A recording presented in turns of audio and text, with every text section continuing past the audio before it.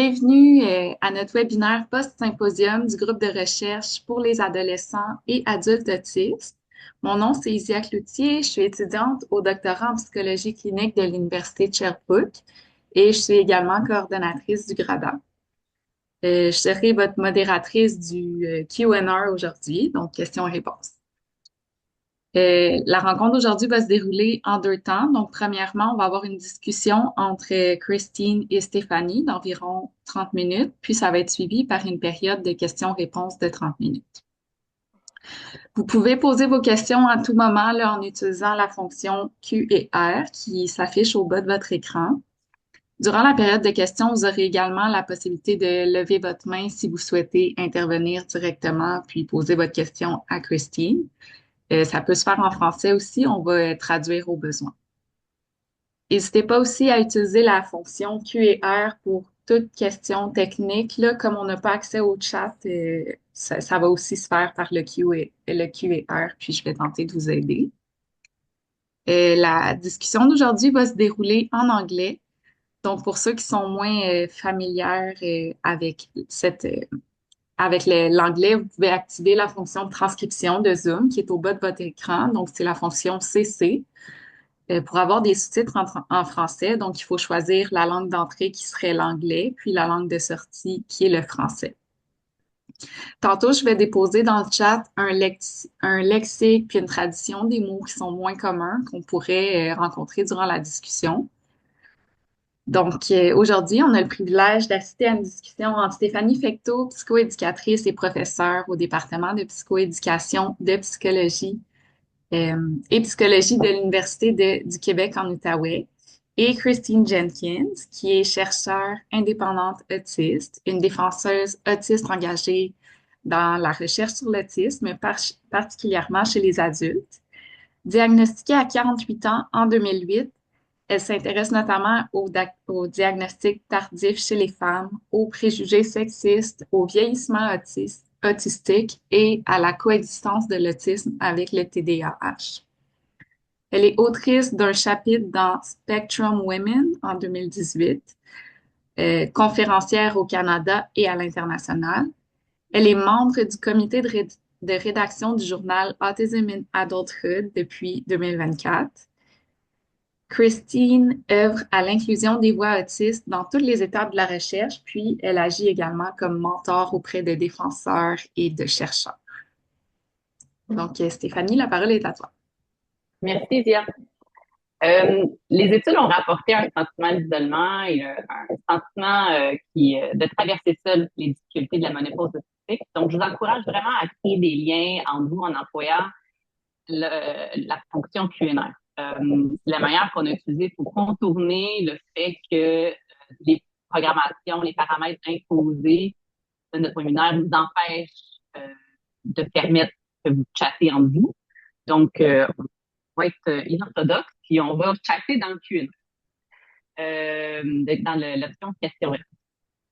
Donc, peut-être commencer à créer des liens en vous présentant, puis peut-être en nommant aussi de quelle région vous êtes. Est-ce qu'on est de partout de la province, et peut-être même à l'international, comme c'était le cas dans notre symposium qui a eu lieu il y a 2 semaines.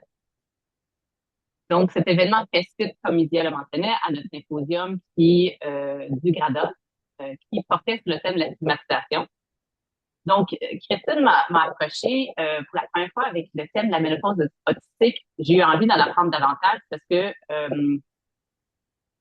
en toute franchise, c'est pas encore là. Mais je vois que ça s'en vient. Donc, en lisant ce sujet, j'ai réalisé à quel point cette période de transition, qui est parfois aussi longue et bouleversante que l'adolescence, est marquée par des défis, mais aussi des opportunités de changement. Donc, ce que les recherches de Christine mettent bien en lumière, c'est l'importance de savoir et de comprendre ce qui se passe, que les symptômes apparaissent, ou qu'on en prenne conscience, grâce à des connaissances vraiment ancrées dans la réalité autistique. C'est qu'aujourd'hui, j'ai le plaisir d'échanger avec Christine au sujet de 2 études qu'elle a co-réalisées sur la ménopause autistique, les raisons qui ont mené à leur réalisation ainsi que les principaux résultats qui en sont. À partir de maintenant, je vais parler en anglais pour que notre discussion entre que Christine et moi soit plus fluide.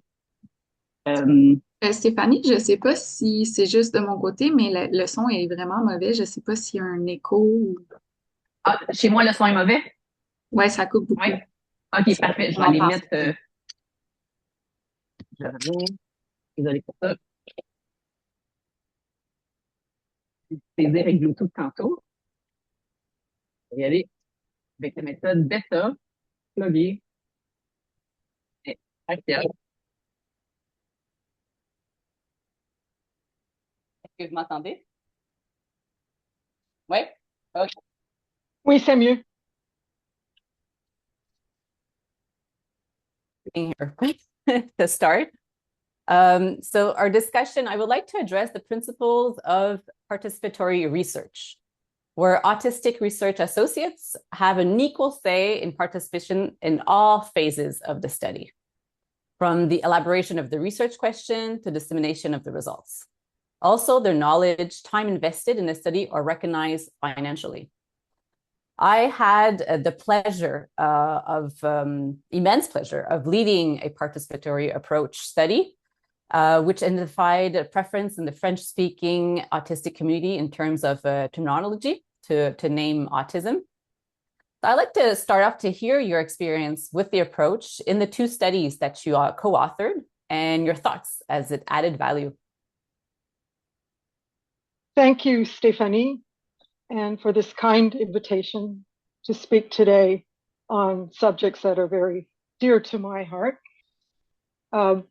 Basically, after a film screening back in 2019, where I met contacts at my university, I became convinced that the community-based participatory research model, or CBPR, was the way forward. With the support of a Canadian academic and two British researchers, I was able to construct a team which was half autistic, half NT. Two of us were non-faculty members with lived experience of menopause. And the other two of us were non-faculty, sorry, I just said that. Older autistic adults are not normally represented in research, especially aged 50 plus, which I am. As far as I know, menopause had not been studied in the Canadian population. And I hope that answers your question. Sorry, yes, it really did. And did you, was this approach necessary to create new knowledge on autistic menopause? Can we have done otherwise? I think that the participatory model is crucial for ensuring all voices are at the table. We are the experts on our menopause and on our autistic traits as well. This came up in the focus groups. We had 16 people in the group format and 8 people in the individual interviews. And these participants were relieved to be asked about their menopause, and they were happy to meet each other within the groups. They were directly able to inform our follow-up survey, and we also paid 5 beta testers to try out the survey before it was launched. Yeah, I totally agree.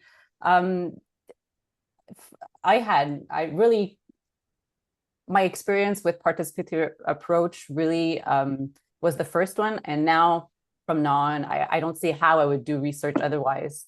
I think it sets a new bar. Yeah. What do you say in French about the envelope? Standard. You know, yeah.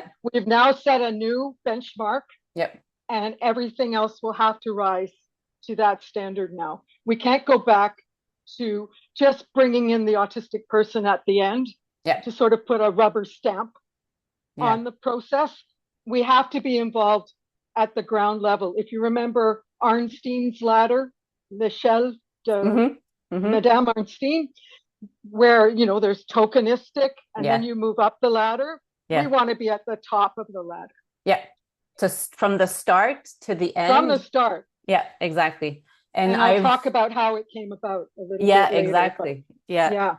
I've presented 2 years ago on that method, and I really put emphasis on the obstacles that the funds give us, because I want to pay for like equal participation from a researcher that is already paid and from an autistic collaborator that have another job but takes time from themselves to participate. So I need to have the money before the study is implemented so we can, discuss the question together. And I think the research community needs to acknowledge that right away. Yeah, and as a self-employed consultant, I can pick and choose. Yeah. But if the project's already well underway, I don't want to be involved because I missed the boat. I didn't get to help with the creative idea, the research study questions. Those have already been put in place. Yep. So they're missing out on our expertise from the very beginning. Yep. So, yep. Anyway. The boat is and already. Because I'm not an academic, I can't apply for funding because I'm not on a faculty. Yeah. So I have to be paired with someone who has the capability. And in our case, we got money from Shirk, which you can put in the chat. You know what it is in French. Yep. So we can go on and talk if we want to start putting up the slides. We can, look at the two studies. Yep. So I'll share we have a visual. So I'll share tu peux-tu m'activer le partage d'écran, s'il te plaît, Isia? Je t'ai envoyé une demande. I'll share the slides in a moment. Here you are to have a visual support. Good. Can you see the slide? Oui. Okay, I can see it. So this is yours. Symptom checklist. We come back to that. Yeah, let's talk about the first two studies. So you okay, studied. So there's your definitions, and most of those are well known, but the actual date of the menopause is a one-time event.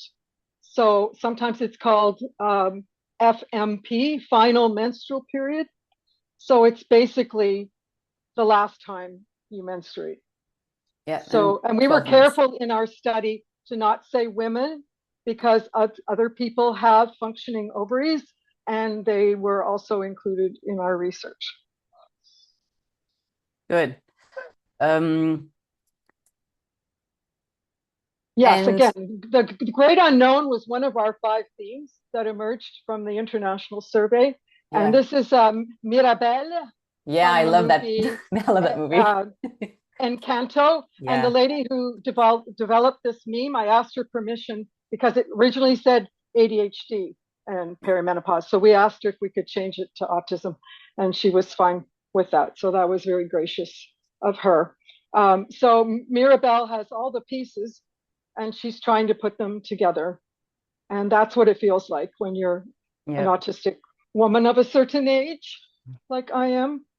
And like Bruno, you don't talk about. Yeah, like Bruno, we don't talk about it. No.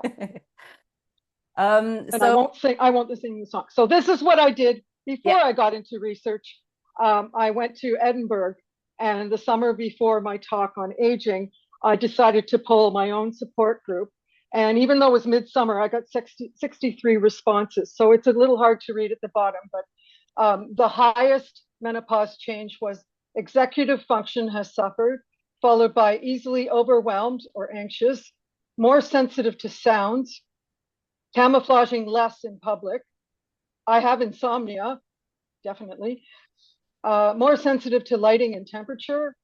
I mask less with friends and family. And then someone, I think some people said all of the above, but I had to cut those from the survey. And the last one was increased meltdowns and shutdowns. So this is just an informal poll. It has no academic standing, but I thought at least it's something to take with me to my talk for the National Autistic Society in Edinburgh. And so was this what motivated you? Yeah, that's what motivated me. Well, there was a woman named Cos Michael in England who had spoken at the same organization a few years ago, 2015. And she said, here are the questions we're not asking. And some of them were about menopause. So I credit her with being my muse, so to speak. And I also have several mentors. One of them, I believe, is watching right now, Dr. Isabelle Hainaut. Merci, Isabelle, for encouraging me to follow my passion And a lot of autistic women, their first passion is the study of autism because there's nothing out there. So they don't conform to a stereotype that's readily apparent, the young white male. So they end up doing a lot of research on their own. So after I got back from Edinburgh, I started speaking at my university in disability classes. And that was very interesting. And that got me in touch with the academics that helped propel this study forward. So I wanted the research to be done by us, not with us. So there's a big difference between the two. So, what is, that go ahead. So you said not done by us and not with us. What's the nuances between the two? Well, if it's done by us, then we're leading the way. If it's done with us, then we're just, again, like I said, sort of tacked on, stuck into the project that's already been invented. So when I came up with this concept in 2020, that really changed everything. And then I guess we're going to talk about the first. Yep. Do you want to talk about some of the symptoms? I mean, these people mentioned some of the symptoms, but that's not an exhaustive list. Yeah, let's from see what the I list. know, there's over 50. And most studies, I'm reviewing the government of Ontario right now. They're coming out with guidelines, and they have maybe 10 symptoms. But I know there's way more than 10 because I've experienced most of them. So again, it would be good to get this translated eventually, but there are lists out there. And one of the weird ones for me was itching. Nobody talks about itching. And in fact, the medical name is formication. So not fornication. No. Formication. A little difference. For me is an ant, right? So it's to do with the sensation of ants crawling down there, especially. Really, really, you think you have a disease, right? It's not. It's just the lowered estrogen causes many, many physical side effects. So although I don't consider menopause an illness, it is accompanied by medical conditions, some of which can be treated, right, with hormone therapy and other solutions. I find that quite funny, though, the formication. Anyway, I like playing with words, so that's one of my things. So if some of those symptoms are new to you, and they were to people on our survey, we had anger in the text boxes. We had frustration and anger, like, I didn't know this was perimenopause. I am so upset. Those were very common anecdotes that came out of the qualitative part of the research. So we can go back to the first paper now if you want. Yeah, let's talk about the methodologies of your papers. So here. So I had the pleasure, A Perfect Storm was the first paper that published in 2024 in the journal Autism. And then there was the second paper, Struggling for Years, also in 2024 in the journal Neurodiversity. Both are participatory.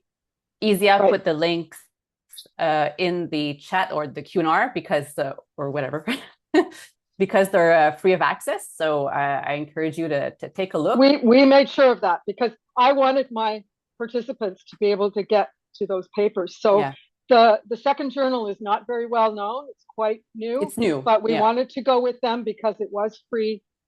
There's no APC, which is the charge that most universities can afford, but our little small funded program could not afford. What is it now? $4,000 US to get your paper. Some things, so, So that way, we pay, the authors pay, like you say, a large fee for our articles to be freely accessible online. We have to do something about that. Yeah, that's another discussion. That's part of the gatekeeping. You asked me how to say gatekeeping in French, and that's definitely it. Can you talk a bit about the methodology of your two studies? Start by the first one.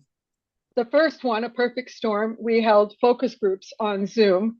It was just part of, at the end of the pandemic, So it was safer that way, obviously. We made several accessibility provisions available. People could have their camera on or off. They could type in the chat. They could send follow-up emails. And everyone got the questions at least 24 hours before. There was always at least one autistic researcher present, and all the conversations were taped, transcribed to be anonymous, and then destroyed as per the ethics protocol. And this first phase was restricted to Canada or the UK. And we had 13 people from the UK and 11 from Canada. And I could read you a few of the quotes, if you like, from phase one. Yeah, sure. Yep. Because we've got the themes. So the first theme was the complexity, multiplicity, and intensity of symptoms. And some of those quotes were menopause on steroids, a Venn diagram of chaos, and trauma on top of trauma on top of trauma. The second theme was life experience and adversity converging at midlife. There's that confluence word we used. It's very overwhelming when they coincide. And here's a quote from that second theme. It was also just an experience of more stuff. Whereas previously, I could handle the house, the job, the husband, and then there's another thing.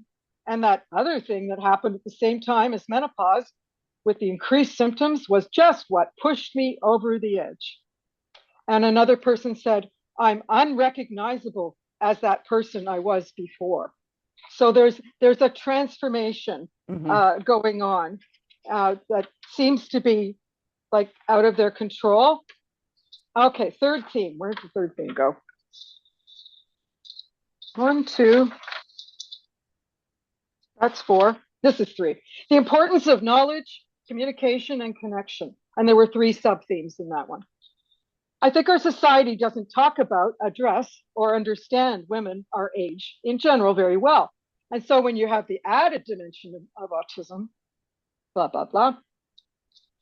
And the other quote, there's no resource, there's no fount of wisdom to tell me how to handle that. And there's no room in society for it either, because we don't talk about menopause, let alone autistic menopause. So all of these were the qualitative information that came out of the very first study. And it's been viewed now over 11,000 times. So we're really happy about that. We just hope that the second paper gets as well known as the first one. So I think that helps. I didn't do the fourth theme, did I? Nope. Barriers to support and care were the fourth theme. Just being gaslit by the medical establishment. And that's what we call the triple empathy problem. Building on Damien Milton, who came up with the double empathy problem, we have added the medical establishment as the third part of the triangle. Yeah. And they're not willing to listen to women in general, but certainly perimenopausal women have a great deal of trouble being believed. In our case, 46% of the women in the international survey did not know they were autistic when they started the perimenopause. That'll come up again. Yeah, later. We'll come back to that one. But you mentioned a term that probably most were not aware of. I wasn't. I had to look it up. Gaslighting.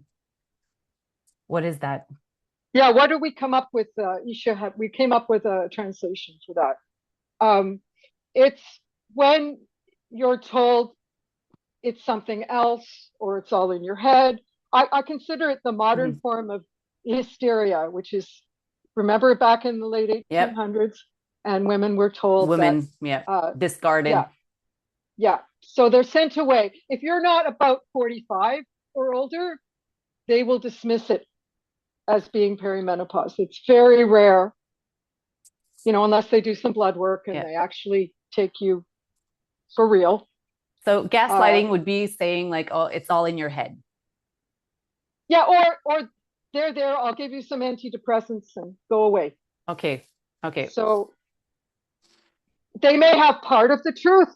There may be depression In fact, if we look at the co-occurring symptoms in the international survey, depression was right up there, but that's not all of it. And of course, if you don't know you're autistic yet, then when everything falls apart, the wheels come off the cart, and you start looking into that because you've been reading, or maybe your child is diagnosed, or maybe your parent even is getting assessed. And in some cases, the women in my group are grandmothers, and it's their grandchild that leads them to the awareness of their identity. So it's very complex. So. Yep. And I've just read this morning the study by Charlton, 2025. We should put that in the list too. Yeah. And that's the first, that came out after ours. It's the first comparison group. Exactly. There are 242 autistic people and I believe 100. 100, yep. Non-autistic. So that we need to do more longitudinal work. That's what they say. Yeah. I'm available. Please, I'd love to do more research. I don't have the status, right? I don't have the right letters after my name, and I don't have the clout to get into these research teams where I can make an impact. That's what it's all about. Getting information out is important. Yeah, collaboration. Yeah. And in this study, they divided the psychological symptoms, the somatic and vasomotor, and like vasomotor. Yeah. And vasomotor were the same. Yeah. In the autistic and non-autistic, but the somatic and the psychological symptoms were much stronger in the autistic population. So this needs to be explored. And the role of sleep, we're not studying sleep. I mean, look how much of a difference it makes to the children if their sleep is disrupted. A lot of this acting out and, behavior challenges, I would tend to look at the sleep protocol and, work on that. And they're probably overwhelmed from dealing with lack of sleep. Everything. And of course, in the perimenopause, sleep is one of the first things that goes. The insomnia is a big challenge. And that lasts, I'm postmenopause, and it's still a big It's still there. Yeah. It's not getting to sleep, it's staying asleep. Oh, okay. So because you have bladder issues and you're getting up more. Okay. And I used to be able to fall right back asleep. Here's the other study. Yeah, let's talk about the second study because time is going. We can talk a long time. I know we can talk all day. So, how did this come about? The focus groups directly informed this international survey. Okay, so what they said were the priorities is how we developed the questionnaire. And it was a long questionnaire. It took some people up to 45 minutes to finish it. Because of the open text options, you could write quite extensive answers. We had 24 nations, unfortunately, not too many from the global south. We need to do better on that. We need more non-speakers who maybe need assistance to fill in these surveys. There are certain limitations that we noted, but we did keep it open quite a long time. We used Twitter back then, Facebook, and LinkedIn, and we had over 600 responses, but we had to eliminate some of them due to bots. It's called data cleaning, right? So we ended up, we ended up with 508, which is still very respectable. Impressive. Yeah. Then we employed the data tabulation of the quantitative questions and reflexive thematic analysis of most of the qualitative questions, not all. And as my co-researcher Rose said, participatory approaches produce higher quality research with far greater impact. Co-production is also more ethical. And amen to that. I really feel that even since the spring of 2023, when we conducted this, things have moved forward for the better. Yep. So, and that's the title page you're seeing there. The neurodiversity version has some problems, so you can go to my LinkedIn if you want a nice clean copy. Maybe put the LinkedIn one in the chat. Yep, she did it. Yep. Okay, because the figures were not labeled Let's talk about there the we go. results of that one. Yeah. This is beautiful. You translated it. Yeah. How does menopause and autism interact? Yes, this was a very important finding. Mm-hmm. A lot of people weren't expecting certain conditions. So the brown bar is I didn't have enough information when Perry started. The orange is I did have enough information, and you can see how much lower that is. And the gray is I didn't need any information. I was already well informed. So down towards the bottom, the different phases of menopause, things like that, getting HRT, that was pretty well known. But how the impact of autism on menopause and vice versa, those These were two? not expected. Those two at the top. Yeah. So some autism symptoms seem to increase during the perimenopause. And you can see there the heightened sensory sensitivities, difficulty coping, reduced social contact, suicidality, challenges with executive functioning, and the cognitive changes like brain fog. Those were all mentioned. Yep. So the collision or the confluence, as you said, of perimenopause and autism can compound pre-existing physical and mental health distress. And this is also being found in some recent ADHD or TDAH studies. So the conclusion that we made was that our autistic participants who reported more numerous unexpected symptoms tended to rate their menopause as more intense overall. And that was 69% picked either much more intense or slightly more intense. So 52 plus 17 meant 69% overall. Had a pretty rough time. Now, of course, we have a selection bias because the people who tended to fill in the survey were probably having a more bothersome experience of perimenopause. So you can see how that would shift the bulk of the respondents towards the more negative experience. So we noted that in our limitations. Yeah, but I mentioned Charlton before, and their study was more like a population basis, a larger study that was not directed to menopause, and they come to the same conclusion that compared to non-autistic, more psychological. I was really sorry. They were supposed to cite the second paper, and because I'm on another team with Rebecca, and unfortunately they didn't. So here's our 5 themes from the international survey. Yep. And we have the French translation available. We'll show it during the question period. Okay, very pleased how this turned out. So mind the gap means the gaps in our knowledge, right? So getting the knowledge, first of all, was a big problem. Attention aux lacunes, yes. And then we don't know what we don't know. That's the unknown that Mirabelle was in the cartoon. Yep. So that is the unexpected overlap between autism and menopause. And then the third sub-theme was that we're missing diverse perspectives. So that might be non-binary people, trans men, they're all going through it unless they've had POI, a syndrome at their youth where their ovaries aren't functioning. They're going to go through this. Half the world is going to go through this.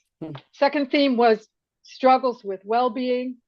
And that means that the effects of autism and menopause collide with other coexisting conditions. And I think I got a list of those here. While you get out the list, I just want to recall that these themes came out from the qualitative of the 508 people who answered the surveys. So that's right. That's a lot of comments that allowed me to understand. It was a lot of analysis. Analysis. Yeah. So that helped me understand the autistic menopause more from the perspective of the person living it and describing it. Some words were really graphic. The top coexisting conditions. So I have a top 10. Yes, we go only ahead. published the top 5. So the top 5 were anxiety, ADHD and or ADD, because some of us have the inattentive form. Depression was number 3. Then I saw a lot of people, because I did this by hand, a lot of people had answered both anxiety and depression. So I made that, I counted those as a separate unit, and that came fourth. And then hypermobility syndrome disorder, which is a new umbrella term for, get this, EDS, MCAS, and POTS, and specifically hypermobile EDS. So I don't know about all those terms in French, but you can look them up. Those are all connective tissue disorders, and there's a huge overlap with autistic people, especially women.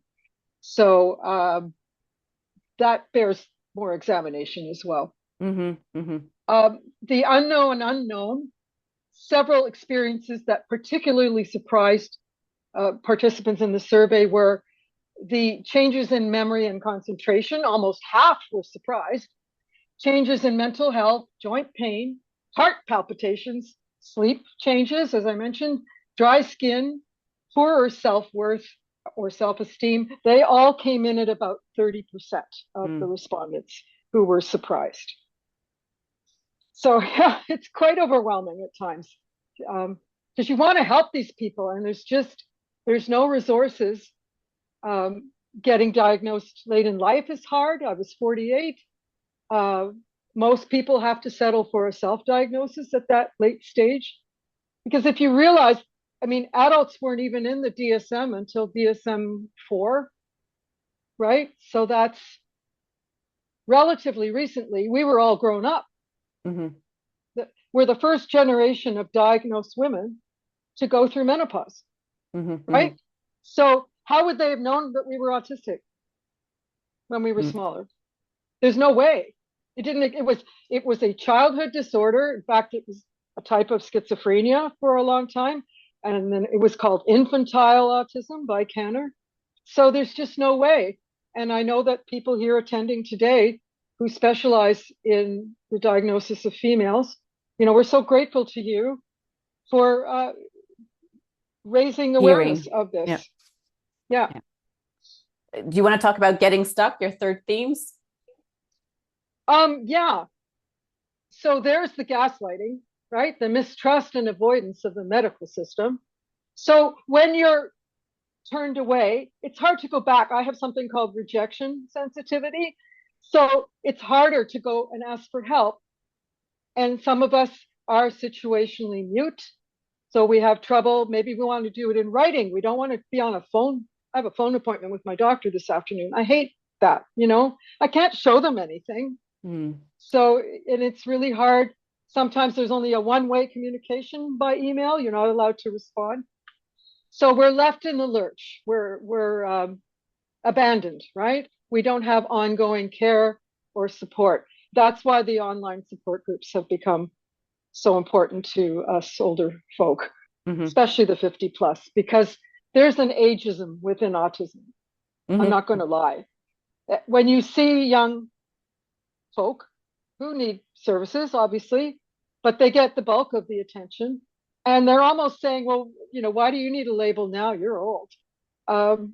You're stealing attention from us. Like, I don't think we're stealing support. There isn't any. But, they think we're faking it or trying to get attention. And as I said in another podcast, we're not faking autism. We've been faking the rest of our lives. Camouflaging. Yeah, through camouflage. Yeah. So the fourth theme, going it alone. Some people had a relatively fine time. They didn't have huge struggles, so they opted not to have support. And they also felt stigma, which you've been talking about in your group, Greta. They were socially isolated, so they were just more independent. They decided to do their own research and, maybe use a tracking app to track their menstruation, and realizing that it was coming to an end. And then the last of the 5 themes is a catalyst for healthy change. And one of my talks was called catalyst or catastrophe. That's the one we did in Fredericton. Wow, that's a long time ago now, 2023. So the development of positive identity, self-esteem, self-care, that comes through. So there is life on the other side of perimenopause. I call it my second spring. And the development of personal agency, advocacy, and courage, and a sense of relief. There's no more bloody periods. And that was a British lady, obviously. And then the success at finding services and supports, whether you have to create those yourself. And in my case, I did. Do you want to share significant or very poignant quotes from the participants? I didn't put some in from that survey, but there are sure a lot in the document. Did anything jump out at you? Yeah, a few did. Yeah. See, there's one who said, I was told that I was too young. 44-year-old. And when we went for review, people wanted more information about the respondents. So we did say whether or not they knew they were autistic when they answered, and their age at the current moment. So there's a lot more that could be done with the data, but we ran out of money and time, and the ethics protocol expired. So I'm sort of sitting on this rich mine of data, which I would love to do more with. But I have one I'm only one person, so. I have one about the barriers, and it's about masking. I've been masking all my life, so I find it hard to ask for support now. I'd rather try to solve problems myself. That's the one. Yeah. That's the category 4, right? Going it alone. Yeah. So it feels like there's the term confluence keeps coming to mind, that there's a balance that is broken. Just when you've got everything together, you've got your kids are at school, your job's going okay, but then the hormonal shift starts, and I think it's like puberty in reverse. Exactly. Okay. Yep. The estrogen is starting to ebb, and what worked before doesn't work anymore, and that's why one of the early papers was called "When My Autism Broke." Now, the younger you are, obviously, the more likely you are to already know you're autistic. So those of us that were already long past menopause, like the moment of the final period, we're doing this in hindsight. We're trying to help the next generation because we went through it completely oblivious. So I want to make it easier for the generations coming behind us, so they don't have to face this anymore without resources. So. Is that the takeaway message? That's one of my takeaways. That's one of my takeaways. I'll tell you what the other one was. Yeah, sure. Go ahead. So there's another slide of Mirabelle. Yep. Towards the end, there we are. We are pioneers on the journey through autistic menopause. So many of us went through it alone, and Mirabelle finally puts it all together here. So, like many other issues associated with midlife and aging, the experiences of autistic people going through menopause are poorly understood. We need more money, much more money, going forward towards aging research. The stereotype of the young white male must be destroyed and the gender bias addressed. We have always been here, and we are all aging. Half the world's population is going to go through perimenopause. As a major paper states, we should be helping people to flourish, not just exist. And that's Pelicano and Hayworth, Foundations of Autistic Flourishing, which came out in 2023. And I commend that to you. If you're getting into research and you're just starting, read that paper. It will help you set your goals for the future of, because I don't want to just research autism, but the support needs to be there. And if you want the community to buy in to your proposals, then get them involved on the ground floor. Don't wait till your building is half built to plug us in, because we won't be interested. We've got too many other good things to be working on. So please get hold of me. And that link tree has a contact form at the top. And if you put it in the chat, people can taste it from there. Yep, I think Asia has done it. So we have we'll go over one because we talked more. So we have at least 15 minutes of Q&A. Thank you very much, Christine. I think it's a good basis. We really want to exchange with people. I hope everyone is able, if they want, to raise their hand and ask a question verbally, or they can ask through the Q&A.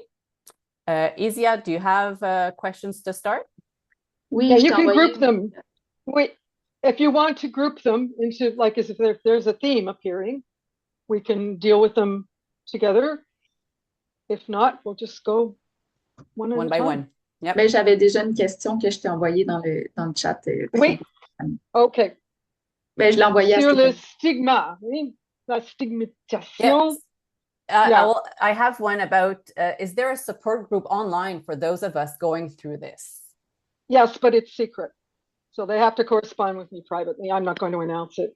Okay, good. So we'll right be flooded. Christine? Every time, otherwise we get flooded with people. So, So there's only 2 administrators. So Isia, tu peux peut-être remettre son link tree pour que les gens rentrent en contact avec elle à ce moment-là.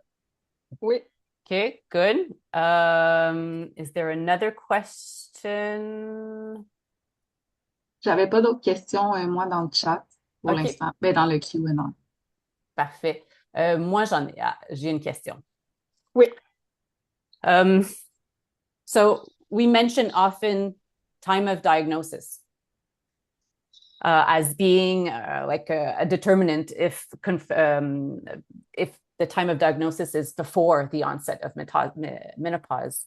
And if this is a determinant of a more positive experience of going through those phases. Yeah, I believe so. But I would like to we had 3 groups, right? We had perimenopausal, post with symptoms, and post without. I would like to take that question 31 and redo some of the tabulations, right? To show that difference. But I can't do it because I don't have the permission to work on the data any longer. So but that's what, if I could get someone to take that over, who could go back to SSHRC and reapply for the ethics, and it's all anonymous. I don't see the problem, but I don't have the power to do that. So I can't answer that question as much as I would like to.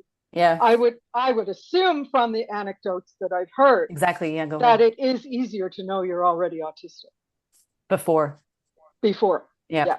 And from your experience, because you didn't know when you started, right? Oh, I had no clue. Okay. I wrote a poem in phase 2, which is not published. That's why I didn't talk about it. And it all started the day I saw big gray hair coming out of my chin at 41. Yeah, no, I relate. I had no idea what was going on. I ran back to our hotel and I plucked the thing out. I was so upset because I thought, I'm turning into my grandmother. She had moles and hairs and, But I'd like to show 2 books as well. You can put them in the chat. I don't know if they're visible there. No, because of the blurred. Yeah. Okay. So Felicity Sedgwick and Sarah Douglas, my friend Sarah. Yeah, we can't see. Yeah, okay. Anyway, if I could get access to the chat, I guess I could type it in. There's quite a bit on menopause. Of course, this is before our studies were published, but they did say they were coming. And it's called Understanding Autistic Relationships Across the Lifespan. It's from Routledge, so it's really expensive. I'm sorry. Routledge is spelled R-O-U-T. Yeah. They're textbooks, right? And then I love Sarah Hendricks, the revision. Don't buy version 1. This is version 2. Women and girls on the autism spectrum, okay? Not the ASD one that came out in 2015. This is last year. There's 8 pages on menopause. I had something to do with that. So she interviewed me for an hour, but did not pay me, by the way. So it's hard to do everything for free. It would be really nice. So that I commend both of those books to you, because my book is 2018. It's pretty old now. So there's a little bit in it by Barb Cook, but Spectrum Women is pretty dated now. The language, even in It 7 changed. years, the language has totally changed. As you know, in Quebec, it is and evolving. It's evolving. Yep. And that's so encouraging. I want to say thank you to Quebec for having me, because getting information on menopause in French is it's just so difficult to find.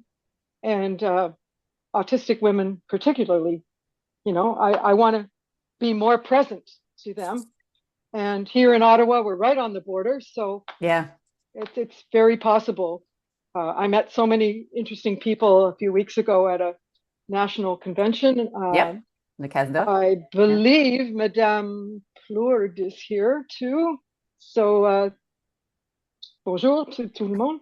So you know, that's where you make connections. And then if there is research going on, plug us in. You know, it's really you know, I'm semi-retired. I can do what I like. So well, we have an anonymous question that can be related to that, to the next phases of research. So I'll say it in French. Ready? Oui. Quelles sont, selon vous, les 3-4 plus grandes informations importantes à retenir de vos recherches sur la ménopause chez les personnes autistes? What's the information that we should keep in mind? Okay. Yeah. Le diagnostic tardif, c'est pire. L'accès aux informations sur la ménopause, parce que tout le monde va entrer dans cette phase de vie. Et spécifique à l'autisme aussi, parce qu'il y a des différences. Oui, les cliniciens devraient être éduqués sur... informés, non pas seulement la ménopause, mais l'autisme parmi les femmes. Parce que I don't think they understand the collision of the two. And they don't get much in medical school. I was at a seminar in downtown Ottawa for businesswomen. And there's not much. In the workplace, they don't understand that, you know, you might need to dress more casually because you're having hot flashes. You might need a little time off to work from home. And the pandemic was really good for autistic people in some ways, because virtual meetings could be held. We could have a part-time access to the office. And of course, during lockdown, we were all at home. So we sort of got used to those accommodations, and then they were all taken away. Here in Ottawa, you have to work 3 days a week in the government now. You have to go in. So why did we have those rights? And then we lost them all. Yeah. And it worked. So some people actually found an amelioration during the pandemic.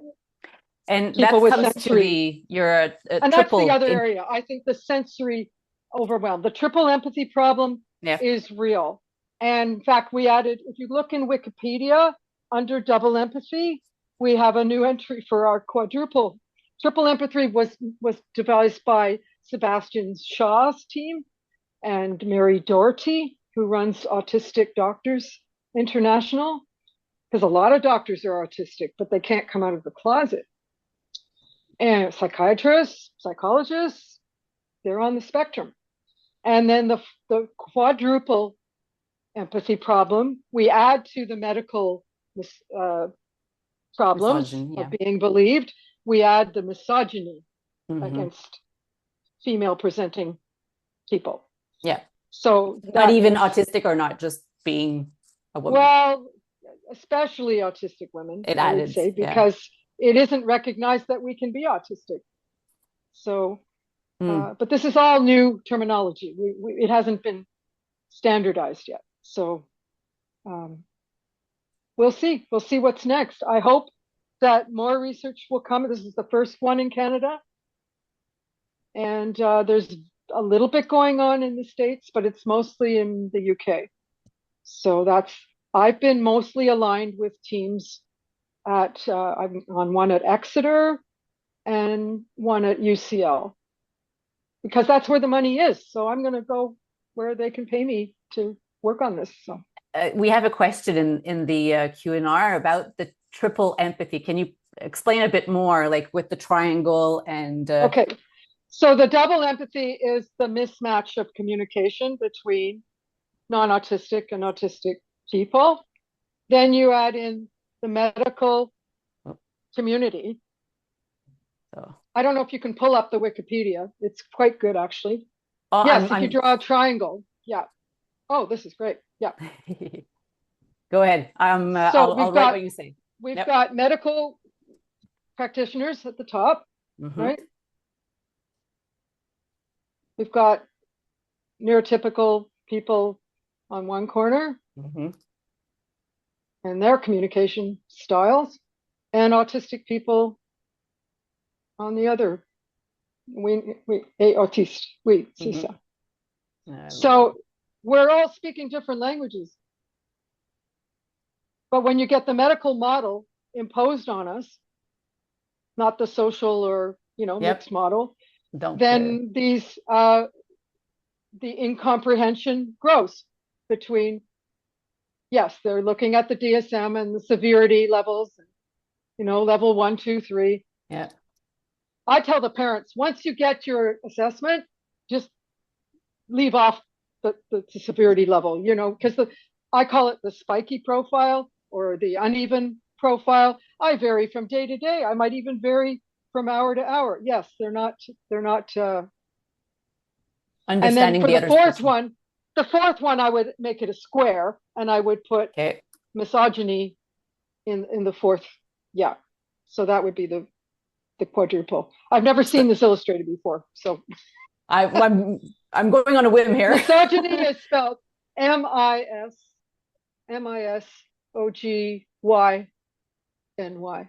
Yeah. Anyway, we'll fix it later. Yeah. But it's true. So, in fact, Monique Botha was writing recently that autistic voice is an oxymoron. You can't be autistic and have a voice. Isn't that crazy? So they're completely denying our agency. Saying as soon as I have a autistic voice, it means I'm not autistic enough to be autistic. Okay. Because I can write and I can take care of myself, more or less. So can you give us again the names of the two books? I'll write it. I'll look it up. Well, easier. We'll look it up on internet and put the reference in the chat, because we have a lot of questions about that, about those two books. And I can give you the page number that they start on. So Women and Girls on the Autism Spectrum, and Hendricks is spelt with an X at the end. So Hendrik, I can't say that much. Hendrik with an X at the end. And her daughter Jess has, and it says at the top, 45,000 copies sold of the first edition. So that's a classic. Isia, tu as vu la page couverture, de quoi ça a l'air? Oui, la page where the menopause starts on page 322. And some of the recent studies, not mine, but more recent, are in here. And anecdotes by several people that she interviewed. And the other book, the green one, I'll look the other book, Isia. Sedgwick and Douglas, Sedgwick with an E in the middle, Understanding Autistic Relationships Across the Lifespan. Okay. And again, I'm towards the back on the aging chapter, elder care. I mean, who's looking at aging? I mean, a lot of the studies, old is like 25, right? The money runs out once the adult is launched into the world. They're not studying that. They okay, good. They've got a job. They might have friends. They have social activities. That's all that matters. But what about when the parents are gone? What about if you lose that job or your relationship breaks up? I mean, this is where we have to look at aging. So I would say page 205 is where it really starts. I've put in the second book. I've put in the link to the chapter second 8, book. Getting Older. Yeah. Can you share with everyone? Because I can't share with everyone. I'm sorry. Okay, you want me to type it in? No, Izia. I sent it to Izia, and Izia's Izia will send it to everyone. Zoom. Yeah, Thank that's you. the Rutledge one. Yeah. I'm just sorry in advance, it's so expensive, but maybe some of the libraries could carry it. If there's an autism library at your university, Yep. or Yep. get them to request. Yeah, I will. I will. So I think to conclude, we have Isabelle that says hi. And Bonjour, she says, Isabelle. congratulations for all your projects. And she's curious to know, what are your next projects or the priority? Okay. I'm working on breast cancer. I am a twice over survivor. Okay. Driver. So that's at Exeter with Dr. Shar Goodwin. And it's called, guess what? Autistic Experiences of Breast Cancer. So she got that from us, the whole idea of the non-gendered description. And then I'm working with Dr. Gavin Stewart on social isolation. So 50 plus, they have a huge cohort that they're working on. So that's exciting work with PhD students. So I mentor several, what were we going to call them? New researchers? Emerging researchers. Like a flower. Yeah. Blossoming researchers. There you go. And one of them is Bianca Nugent at U Ottawa. Yeah, I had the pleasure of meeting her at ACFAUS. Yep. Nancy Marshall at York. My own research assistant, Margaret Jancy van Rensburg. I'm working with her on her dissertation. I've spoken in her class. She's now a young professor. So it's very exciting, but it's tiring. And I figure if I get them launched, they're going to take it away and do it for us, right? The young, some of them are neurodivergent, some of them are not, but they are well informed, and they're going to do high quality, reliable research, not where you have to go in and you should see some of the things I peer review for autism in adulthood. It's like, I'm sorry, I have to reject this. The language is so bad.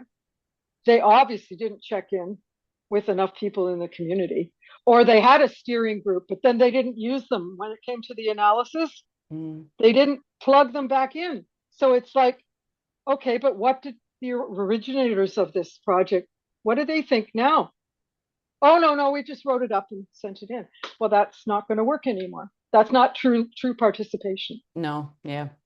So, and I have to believe that if we raise the bar, and I think Catherine Crompton has written a couple of editorials about this, or Sue Fletcher, maybe it's Sue Fletcher Watson, but they're both really into the caliber of the research, that it's going to matter more, make more of an impact if we insist on higher standards. So good, great. I think that's a good closing remark. People, yeah. Oh, it's okay. We always go over time, you and I. So I was expecting. It's okay. And it's great that we connected. I'm so glad we did, Stephanie, because I think we're going to have an ongoing conversation. And this is just, this gets the ball rolling. This is not the be all and the end all of menopause. We have a lot more work to do. And, with neurotypical groups too. A lot of the menopause groups, like the one Menopause Chicks, it's called, they're all white, rather wealthy appearing people, shall we say. I don't see Black menopausal people involved or Indigenous. We have to include in the conversation, right? Yep. And Black women, they evidently start peri like 2-3 years earlier than white women. Who knew? That needs to be explored in the capacity of autism. Is it true for autistic Black women? It's really hard to get those intersectionalities, right? And then the last intersectionality that we're not including is age, right? It's not just race, class, gender. We have to remember the older folks in the community. Great. Well, thank you for your conclusion. It really wraps up what we should keep in mind for ongoing work. So thank you very much. We have people from Switzerland, France that are saying thank you. I'm part Swiss. Je viens de Lausanne. Ma famille vient de Lausanne. Oh, there you are. Oui. Good. So super. So thank you very much. And if there's questions I didn't answer, send them to me. Yep. You're or in the they chat. can correspond with me. Exactly. Yep. And the presentation of today will be on our website, grada.org, in a few days or so, freely accessible as we do always. So thank you very much, Christine. Thank you all. Merci Bye. tout le monde. Bye.